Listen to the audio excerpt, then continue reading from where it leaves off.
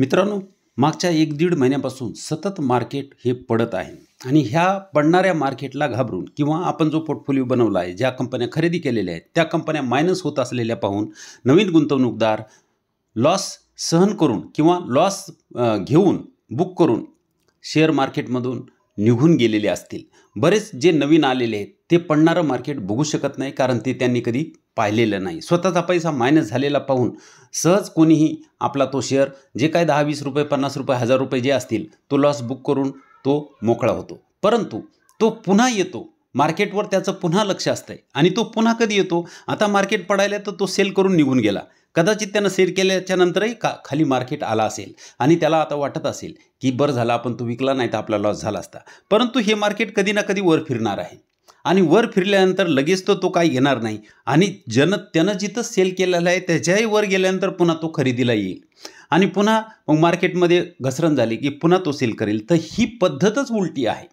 असं नाही तर जेव्हा मार्केट पडत आहे त्यावेळेस आपण खरेदी केली पाहिजे आणि जेव्हा वाढत आहे त्यावेळेस आपण शांत बसलेलं पाहिजे आणि हीच गती आपल्याला चांगला पैसा बनवून देऊ शकते. म्हणून सध्या मार्केटला भिवून जर तुम्ही पोर्टफोलिओ विकून मोकळे होत असाल तर हे चुकीचं आहे. तुम्ही होल्ड करा. होल्ड केलं तरच तुम्हाला भविष्यामध्ये गोल्ड मिळू शकते. विकायचं नाही तर टिकायचं. तर जो टिकला तोच बनणार आहे. आपण बघितलेलं आहे की सतत FII विक्री करत आहे. तुम्ही इथे बघू शकता FII वर्सेस DII. भारतीय बाजारपेठातील विदेशी गुंतवणूकदाराचा हिस्सा कमी झाला. 12 वर्षातील सर्वात खालच्या पातळीवर FIIचा हिस्सा आलेला आहे. म्हणजे FII कंटिन्यू विक्री करत आहे.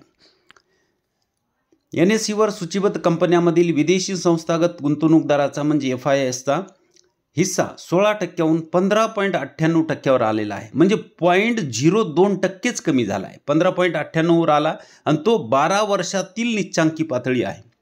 FIIनं फक्त 0.02% विकलेला आहे.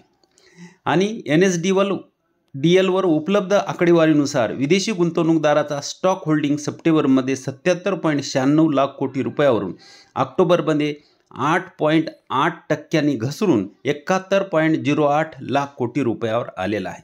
म्हणजेच काय, मागच्या 1-1.5 महिन्यापासून FII सतत विक्री करत आहे. तर आपण यावेळेस गुंतवणूक केली पाहिजे. भलेही थोडी असेल तरी आपण दर महिन्याला जो आपला पैसा येणार आहे, जे उत्पन्न येत आहे ते आपण गुंतवणूक केली पाहिजे. तरच आपला भविष्यामध्ये चांगला पैसा बनू शकतो. म्युच्युअल फंडाचा हिस्सा ऑक्टोबरमध्ये मासिक आधारावर 9.32% वरून 9.58% विक्रमी उच्चांकावर गेला आहे. म्युच्युअल फंड म्हणजे काय? DII जे खरेदी करायले ते त्यांची गोष्ट चांगली आहे, कारण त्यांनी आपण जे म्युच्युअल फंडामध्ये पैसे टाकले असतील, बऱ्याच लोकांनी म्युच्युअल फंड घेतले असतील, तर ते अशा वेळेस माल खरेदी करत आहेत आणि त्यांचा परतावा त्यांना भविष्यामध्ये मिळू शकतो. ऑक्टोबरमध्ये त्यांची होल्डिंग 42.36 लाख कोटी रुपये होती.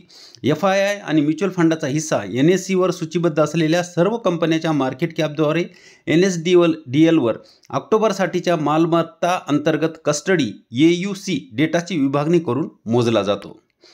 तर आज आपण ज्या कंपन्या बघणार आहोत त्या बघू. युनो मिंडा.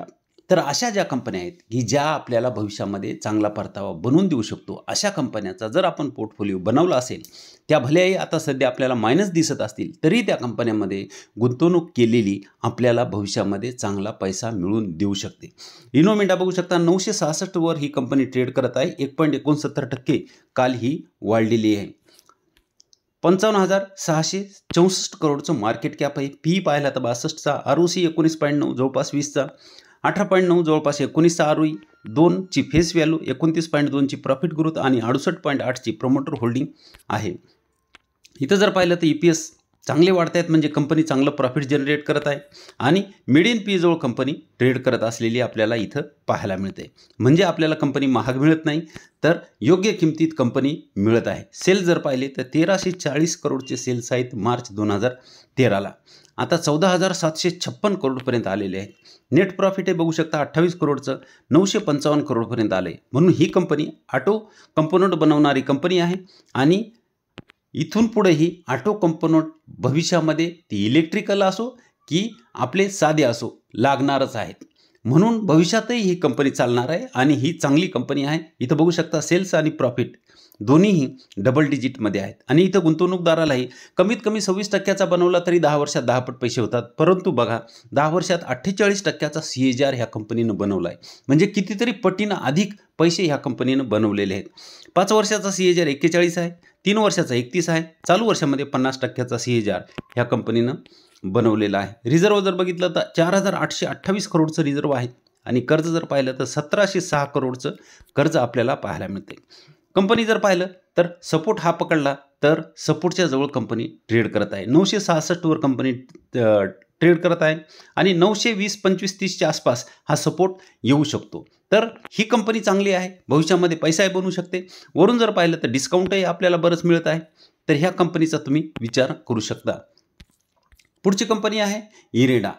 बरेच लोक ह्या कंपनीला खरेदी करण्यासाठी वरच्या लेवललाही खरेदी केली असेल. आज 200च्या आसपास ही कंपनी मिळत आहे. 2.55% ही मायनस झालेली आहे. 53,970 करोडचं मार्केट कॅप आहे. पी जर पाहिला तर 37.3चा, ROC 9.30, ROE 17.3, फेस व्हॅल्यू 10ची आहे, 39.7ची प्रॉफिट ग्रोथ आहे आणि 75%ची पूर्ण प्रमोटर होल्डिंग आपल्याला पाहायला मिळते. नवीन लिस्ट झालेली कंपनी 4 क्वार्टर झालेत, पण एकंदरीत पाहिलं तर EPS वाढत आहेत. कंपनी मिड इन पीच्या जवळ ट्रेड करत आहे, म्हणजे कंपनी आपण खरेदी करू शकतो आणि 200च्या जवळ मिळत असेल तर इरेडा खरेदी करायस चांगली कंपनी आहे. रेव्हेन्यू बघू शकता, 1118 करोडचे रेव्हेन्यू 5784 करोडपर्यंत आलेत आणि नेट प्रॉफिट जर पाहिलं तर 272 करोडचं नेट प्रॉफिट 1444 करोडपर्यंत कंपनी घेऊन आलेली आहे. सेल्स आणि प्रॉफिट दोन्हीही आपल्याला इथं डबल डिजिट पाहायला मिळत आहेत आणि इथंही तसाच पैसा ही कंपनी बनवू शकते. फक्त अशा वेळेस आपण गुंतवणूक केली पाहिजे की ज्या वेळेस कंपनी खाली पडलेली आहे, आपल्याला डिस्काउंटवर मिळत आहे. रिझर्व्ह बघू शकता, 6,648 करोडचं रिझर्व्ह आहे आणि कर्ज जर पाहिलं तर 54,639 करोडचं कर्ज आहे. फायनान्स क्षेत्रामध्ये ही कंपनी काम करते, त्यामुळे आपण हे इग्नोर करू शकतो.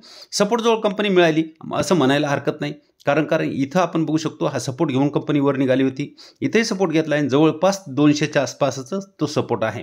खाली आली तर अजून 10-5 रुपये अजूनही खाली येऊ शकते जर आपण इथला हा विचार केला तर कंपनी चांगली आहे, भविष्यामध्ये पैसाही बनवू शकते. वरून डिस्काउंटही आपल्याला इथपर्यंत चांगलं मिळत आहे. तर ह्या कंपनीचा सुद्धा तुम्ही विचार करू शकता. 200ला इरेडा खरेदी करायला काहीही हरकत नाही. त्याच्यानंतर EMIL ही कंपनीसुद्धा चांगली कंपनी आहे. इलेक्ट्रॉनिक मार्ट इंडिया, इलेक्ट्रॉनिक जे आपले ॲटम आहेत ती ही कंपनी विकते आणि दक्षिणेमध्ये हिचं चांगलं काम आहे. दक्षिणेमध्ये हिचे चांगले स्टोअर आपल्याला पाहायला मिळत आहेत. मार्केट कॅप जर पाहिलं तर 7,000 फक्त करोडचं मार्केट कॅप आहे, 7,195. पी 36चा, ROC 12.7, ROE 14.4, फेस व्हॅल्यू 10ची, 37.8ची प्रॉफिट ग्रोथ आणि 65.2ची प्रमोटर होल्डिंग आहे. EPS पाहिले तर वाढलेले आहेत, कारण आपल्याला इलेक्ट्रॉनिक्स जे आयटम लागणार आहेत, फ्रीज असो, TV असो, काय जे असेल ते आपण घरात खरेदी करणारच आहोत. नवीन लग्न असो किंवा काही कार्यक्रम असो, कुणाला भेट देणं असो, आपण हे गोष्टी खरेदी करत असतो. तर हे स्टोअर इथून पुढेही चालणार आहे भारतभर. याचा अजून विकास होणं बाकी आहे. भारतभर हे स्टोअर ओपन होणं बाकी आहे. दक्षिणेमध्ये सध्या हे जास्त आहेत. तर EPS चांगले वाढलेत. मिड इन पीच्या खाली कंपनी ट्रेड करत आहे. तर कंपनी सध्या आपल्याला खरेदी करायला हरकत नाही. सेल जर पाहिले तर 1,649 करोडचे सेल्स आहेत. मार्च 19ला 6,587 पर्यंत आलेत आणि नेट प्रॉफिट 48 करोडचं 196 करोडपर्यंत आलेलं आहे. त्यामुळे ह्या कंपनीचे सेल्स आणि प्रॉफिट दोन्हीही आपल्याला चांगले पाहायला मिळतात. इथंही तसाच पैसा ही कंपनी बनवून देऊ शकते आणि सध्या ही कंपनी आपल्याला डिस्काउंटवर मिळत आहे. रिझर्व्ह बघू शकता, 985 करोडचं रिझर्व्ह आहे. कर्ज 1,570 करोडचं कर्ज कंपनीवर आहे. हे थोडं कर्ज रिझर्व्हपेक्षा जास्त आहे. सपोर्ट जर पाहिला तर ह्या सपोर्टचा जर विचार केला तर कंपनी सपोर्टच्या जवळ ट्रेड करत असलेली पाहायला मिळते. परंतु ह्या सपोर्टचा जर विचार केला तर ब्रेकडाऊन झालेला आहे. आता सध्या ब्रेकडाऊन झालेल्या बऱ्याच कंपन्या आहेत, परंतु कुठंतरी आपल्याला त्या खरेदीच करावं लागतील. सपोर्ट बघून जर खरेदी केला तर फायदा होऊ शकतो. 187 वर कंपनी ट्रेड करत आहे. ह्याच्यानंतर लेटेंट व्ह्यू ही कंपनीसुद्धा चांगली कंपनी आहे. IT क्षेत्रामध्ये हिचं चांगलं काम आहे. 496 वर ही ट्रेड करत आहे. 6.18% ही वाढलेली आहे. काल हिचे दुपारी रिझल्ट आले होते, त्यामुळं रिझल्ट आल्यानंतर ही कंपनी चांगली वाढलेली आहे. मार्केट कॅप जर पाहिलं तर 10,237 करोडचं मार्केट कॅप आहे. पी जर पाहिलं तर 60चा, ROC 15.2, ROE 12.2, फेस व्हॅल्यू 1ची, 11.1ची प्रॉफिट ग्रोथ आणि 65.4ची प्रमोटर होल्डिंग आहे. EPS जर पाहिले तर EPS वाढत आहेत. म्हणजे प्रॉफिट कंपनी जनरेट करत आहे, मीडियन पीच्या खाली कंपनी मिळत आहे, म्हणजे आपण ही कंपनी खरेदी करू शकतो. इथं जर पाहिलं सेल्स, तर मार्च 2013 पासूनचे सेल्स आहेत 33 करोडचे, 725 करोडपर्यंत आलेत. आणि नेट प्रॉफिट जर पाहिलं तर 8 करोडचं 171 करोडपर्यंत कंपनी घेऊन आली आहे. त्यामुळे सेल्स आणि प्रॉफिट ह्याही कंपनीचे आपल्याला डबल डिजिट आणि चांगले पाहायला मिळत आहेत. इथंही तसाच पैसा बनणार आहे. आपण फक्त न भिता गुंतवणूक केली पाहिजे, तर आपलाही पैसा बनू शकतो. रिझर्व जर पाहिलं तर 1383 करोडचं रिझर्व आहे. आणि कर्ज जर पाहिलं तर फक्त 29 करोडचं कर्ज आहे. इथं बघू शकता हिचे रिझल्ट आलेले आहेत. रिझल्ट जर पाहिलं तर मागच्या वर्षीचे जे सेल्स होते 156 करोडचे ते 209 करोड झालेले आहेत. 34% वाढ आहे. आणि नेट प्रॉफिट 34 करोड होतं ते 40.7 करोड झालं आहे, 17% वाढ आहे. आणि हे रिझल्ट आल्यानंतर कंपनीचा भाव जो आहे दुपारी 1:30 वाजता रिझल्ट आले, त्याच्यानंतर कंपनी 6% वाढलेली आपण बघितलेली आहे. चार्ट बघू शकता.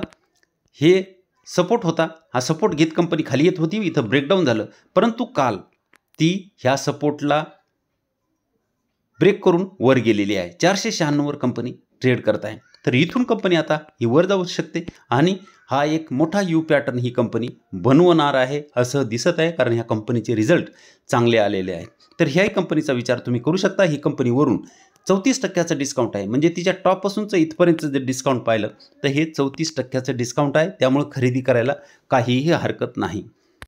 मित्रांनो, ह्या चारही कंपन्या फक्त अभ्यास म्हणून आपण बनवलेल्या आहेत. ह्या कंपन्यावर अभ्यास करून तुम्ही खरेदी विक्रीचा निर्णय घ्या, परंतु टिकून राहा, चांगल्या कंपन्या घ्या. सध्या चांगल्या कंपन्या आपल्याला डिस्काउंटवर मिळत आहेत आणि ह्या कंपन्या खरेदी केल्या तर काही दिवसानंतर बाजार वर जाईल आणि आपला फायदा चांगला होऊ शकतो. व्हिडिओ फक्त अभ्यास म्हणून बनवला आहे, कोणताही कॉल किंवा टिप्स नाही. तुम्हाला व्हिडिओ आवडत असेल तर लाईक करा, शेअर करा व चॅनलवर नवीन असाल तर सबस्क्राईब करायला विसरू नका. धन्यवाद.